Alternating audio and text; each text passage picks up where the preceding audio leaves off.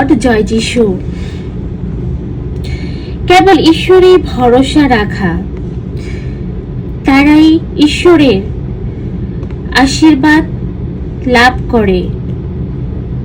তুমি কি ভাবছো যিশু তোমাকে ভুলে গেছে? না, প্রভু তোমাকে বলছেন, আমার সন্তান, তুমি দুর্বল, তুমি অসহায়, তুমি ক্লান্ত। আমি এসেছি তোমার জন্য, তোমাকে বলবান করতে এবং তোমাকে এবার পুরস্কৃত করবেন প্রভু সমস্ত অনুগ্রহ দিয়ে। এই নতুন বছরে নতুন অভিষেকের সাথে তোমাকে আশীর্বাদ করছেন। তাই ঈশ্বরের সন্তান, আমরা যেন ঈশ্বরের উপর ভরসা রাখি এবং তার উপর ভরসা রেখে যখন আমরা চলবো, তখন দেখবে জীবনের কঠিন সমস্যাগুলো কেমন যেন সমাধান হয়ে আসছে, কারণ প্রভু তোমার জন্য কাজ করছে। এ বছরে অনেক অনেক আশীর্বাদ এবং অনুগ্রহ প্রভু প্রত্যেকের জন্য রেখেছেন এবং দিয়ে যাচ্ছেন। আসুন আমরা বাইবেল শুনি বেনসিরা 11:10 থেকে।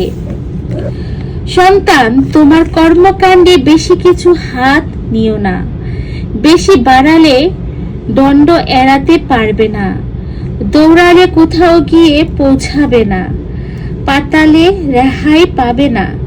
এমন মানুষ আছে যে যত ব্যতিব্যস্ত হয়ে কাজ করে তত পিছিয়ে পড়ে থাকে।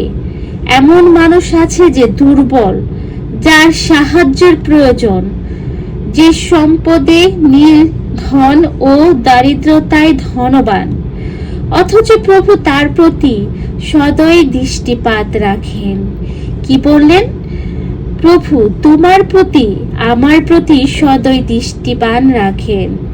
যখন আমরা শারীরিকভাবে অসুস্থ, আর্থিকভাবে অনুগ্রহ যাচনা করে থাকি এবং আমরা ঈশ্বরের উপর ভরসা রাখি, কারণ আমাদের কোনো শক্তি নেই, আমাদের কোনো ক্ষমতা নেই যে আমরা নিজেদের জন্য কিছু করি, যদি না প্রভু আমাদের মধ্যে কাজ না করেন, আমাদের তা দিয়ে না থাকেন। কারণ প্রভু বলেন, বিধায় তুমি সকালে উঠো, বিধায় তুমি ঘুমিয়ে পড়ো শীঘ্রই। কারণ প্রভু যদি তোমাকে অনুগ্রহ দিয়ে না থাকেন, তাহলে সন্তান আমার, তুমি কিভাবে বাড়তে পারবে? এমন মানুষের কথাও বলেছে যারা দিনরাত পরিশ্রম করে এত অর্থ জমা করে, শুধু কাজ কাজ, কিন্তু সে অর্থ ভোগ করে তারা যেতে পারে না, কারণ তারা আর কতদিন থাকবে তাও জানে না, শুধু টাকা টাকা টাকা, কিন্তু স্বর্গ রাজ্যের জন্য কোনো ধন সঞ্চয় করে রাখে না। এই পৃথিবীতে জাঁকজমক আর্থিক অনুগ্রহের জন্য তারা দিনভর কাজ করেই থাকে। আর এমন মানুষের কথা বলছে যারা প্রভুর উপর নির্ভরশীল, যারা আধ্যাত্মিক এবং আর্থিকভাবে ধনবান নয়, যারা গরিব এবং আত্মায় দীন, ঈশ্বরের দিকে তাকিয়ে থাকে, কখন প্রভু দেখবেন আমায়, আমাকে তার হাত বাড়িয়ে দেবেন। সেই সমস্ত মানুষের উপরই প্রভু কাজ করে থাকেন। খ্রিস্ট আমার ভাই ও বোনেরা, জগতের জন্য যতই দৌড়াবো ততই ক্লান্ত হয়ে যাব, যতই টাকা চাইবো আরো চাইতে থাকবো, কারণ শয়তান এই জগতের প্রলোভন যিশুকেও দেখিয়েছিল। তুমি যদি আমাকে প্রণাম করো, তাহলে এই জগতের উঁচু উঁচু ধন সম্পদ সমস্ত কিছুই আমি তোমাকে দেব। তাই শয়তান অতিরিক্ত টাকা পয়সা, ধন সম্পদ, লোভের দ্বারা আমাদের প্রলোভনে ফেলতেই থাকে।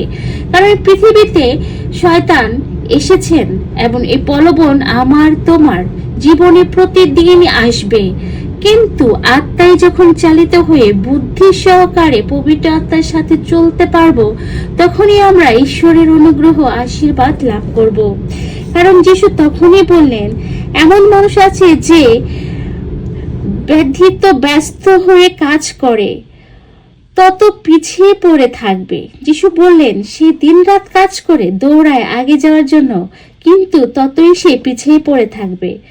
এমন মানুষ আছে যে দুর্বল, যারা অসহায়, যাদের সাহায্য প্রয়োজন, যে সম্পদে নিঃসম্পদ ও দারিদ্রতায় ধনবান, অথচ প্রভু তার প্রতি সদয় দৃষ্টিপাত রাখবেন। দেখেছ প্রভু কি বলেন? হীনাবস্থা থেকে তাকে তুলে আনেন, তার মাথা উঁচু করে রাখেন। তাদের অনেকই বিশ্বস্ত হয় মঙ্গল অমঙ্গল, জীবন মৃত্যু, নিঃস্বতায় ঐশ্বর্য সবই প্রভু থেকে আগত, প্রভুর দান ভাণ্ডারের জন্য নিশিত। চিরকাল ধরে তাদের চালিত করার জন্য তার অনুগ্রহ সর্বদাই উপস্থিত। এমন মানুষ আছে যে কৃপণতা ও কষ্ট ভোগে জোরেই ধনী হয়। দেখো তার প্রাপ্য মজুরি এই, যদিও সে ভাবে শাস্তি পেলাম, এবার আমার সঞ্চয়ের ফল ভোগ করব, তবু সে জানে না আর কতদিন বাকি আছে। অপরের হাতে সবকিছু ছেড়ে তাকে মরতেই হবে। তাই খ্রিস্টতে আমার প্রিয়জনেরা, এই মরশল দেহর জন্য, এই পৃথিবীর ধন সম্পত্তির জন্য আমরা ছোটাই ব্যস্ত। আমরা এটা চাই, ওটা চাই। আমরা যদি কাউকে দেখি সে এটা করেছে, সেটা করার জন্য, সেটা নেওয়ার জন্য আমরা দিন রাত পরিশ্রম করে করে করে করে সেগুলো ভোগ্য করতে পারি না, অন্যের জন্য রেখে যাই, এবং তারা কিভাবে সেটা ব্যয় করছে, কিভাবে ব্যবহার করছে তাও যায় না। তোমার জীবন, তুমি শুধু কাজ করে এবং চিন্তায় চিন্তায় যতই দৌড়াচ্ছ ততই পিছিয়ে যাচ্ছ, এই করে তোমার জীবন শেষ। আসলে এটাই জীবন নয়। খ্রিস্টে আমার প্রিয়জনেরা, আধ্যাত্মিক জীবনের জন্য প্রভু তোমাকে যতটুকু প্রয়োজন অতটুকুই দাও বলেছেন, কিন্তু অনন্ত জীবনের জন্য সম্পূর্ণভাবে পরিপূর্ণতা হওয়ার জন্য আহ্বান করছেন।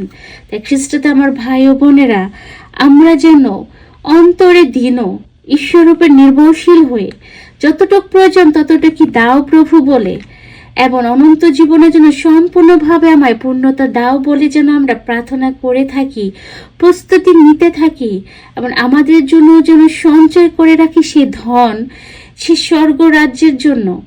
খ্রিস্টান আমার ভাই ও বোনেরা, কি হবে 40, 50, 60 বছর? তারপরে এই সম্পদ কে খাবে? তুমি এত কষ্ট করে যাচ্ছ, কিন্তু শেষে নিজের অনন্ত জীবন, আত্মাটাকে হারিয়ে ফেলছো, তাতে তোমার কি লাভ? মরে গেলে দেহ পচে যাবে, কিন্তু আত্মায় তুমি জীবিত থাকবে, আত্মা পুনর্জীবিত লাভ করবে। তাই খ্রিস্টে আমার প্রিয় ভাই ও বোনেরা, নতুন বছরে আমরা আর অসর দেহকে জাঁকজমকে ভরে না রেখে এবার আত্মায় জাগ্রত হয়ে ঈশ্বরের দিকে তাকাই, এবং অনন্ত জীবনের জন্য, আত্মায় পরিত্রাণ পাওয়ার জন্য, ধনবান হওয়ার জন্য চেষ্টা করি। ঢাকা খেতে কাজ করি যেন ফসল সঞ্চয় করে ভরে রাখতে পারি, অনন্ত জীবনে যেন আমরা ধনবান হতে পারি। নিশ্চিত হয়ে কেঁদে কেঁদে আমাদের জীবন যেন অসর পথে চলে না যায়। তাই আসো আমরা ঈশ্বরের দিকে দেখি, প্রভু কি বলছেন, তার প্রতি নির্ভরশীল থেকে আমরা প্রতিদিনের জীবনযাপনে অনুতাপ্ত হৃদয়ে সমর্পণ করি আমাদের জীবন ঈশ্বরের কাছে, এবং তিনি আমাদের যেন চালিত করেন, এবং তার পবিত্র আত্মা দ্বারা আমরা নিত্যাই প্রতিদিন যেন চালিত হতে পারি। খ্রিস্টে আমার ভাই ও বোনেরা, ঈশ্বর আজকে এই বলতে চাচ্ছেন, আমার সন্তান, আর ঘুমিয়ে থেকো না, আর সময় নষ্ট করো না। অনেক সময়গুলো চলে গেছে তোমার জীবন থেকে, এখনো সময় আছে। আমি তোমার দিকে তাকিয়ে আছি সে হারানো ছেলের মতো। এবার তুমি ফিরে আসো, আত্মায় জাগ্রত হও, দেখো আমি তো আছি তোমার সামনে। খ্রিস্টে আমার ভাই ও বোনেরা, কেবল ঈশ্বরের ভরসায় রাখা আমাদের জীবন উন্নতির দিকে চলতে পারবে। অল্প কাজে অনেক সফলতা, আনন্দ এবং শান্তি, ভালোবাসা অনুভব করতে পারবো। যীশু খ্রিস্টের বাণী এবং ভালোবাসা আপনার জীবনে পূর্ণতা নিয়ে আসুক। জয় যীশু।